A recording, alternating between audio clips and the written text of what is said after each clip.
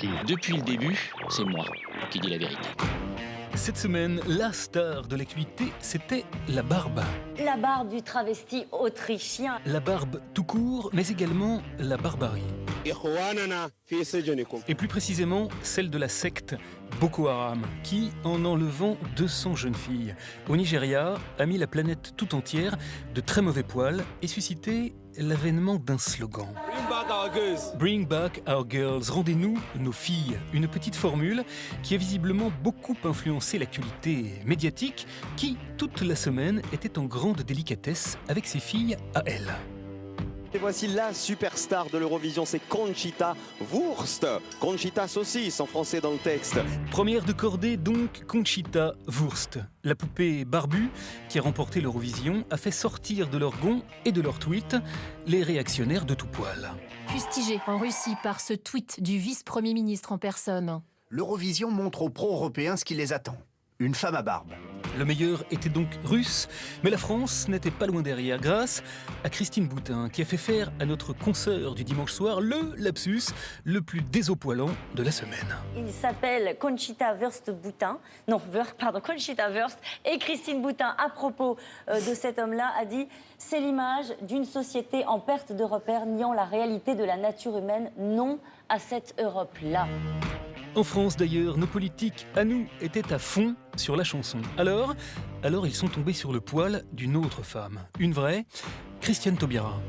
La ministre de la Justice n'a pas chanté la Marseillaise lors d'une cérémonie récente. Coupable de ne pas avoir chanté, pas même dans sa barbe.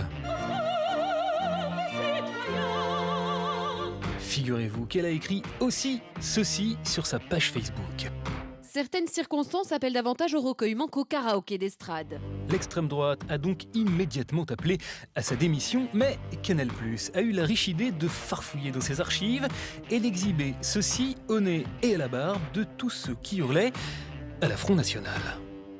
Vous êtes allé voir l'un des maires frontistes nouvellement élus, là, David Rachlin, nouveau maire de Fréjus. Vous allez voir, tout le monde chante la Marseillaise, vraiment très très fort. Tout le monde sauf David Rachlin. En politique, toujours, Manuel Valls a participé à son 3e 20h en moins de 5 semaines. Ça suffit, c'est trop. Toutefois, ce n'est pas lui qui aura le plus rasé les téléspectateurs, mais celle qui l'a interviewé. Bonsoir, monsieur le Premier ministre. Bonsoir Claire Chazal. Claire Chazal, qui s'est faite voler dans les plumes sur Twitter par ceux qui, comme Christine Bravo, l'accusent d'être trop complaisante ou qui, comme Jean-Michel Apathy, lui reprochent d'être soporifique. Et c'est là que les problèmes se posent, c'est pour eux. Alors, et parce qu'elle a interrogé aussi dans le même journal télévisé le vainqueur de The Voice... Bonsoir Kenji, merci beaucoup d'être avec nous. Nous avons tenté une petite expérience, accoler les questions posées par Claire Chazal à Kenji aux réponses de Manuel Valls pour voir si ça changerait les choses. Et regardez plutôt. Qu'est-ce que vous avez appris, vous, pendant ces 4 mois? Nous devons baisser les impôts.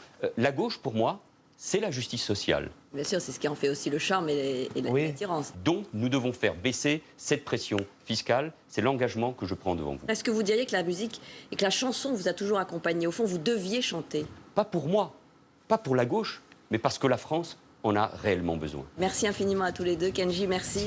Eh oui, ça fout les jetons.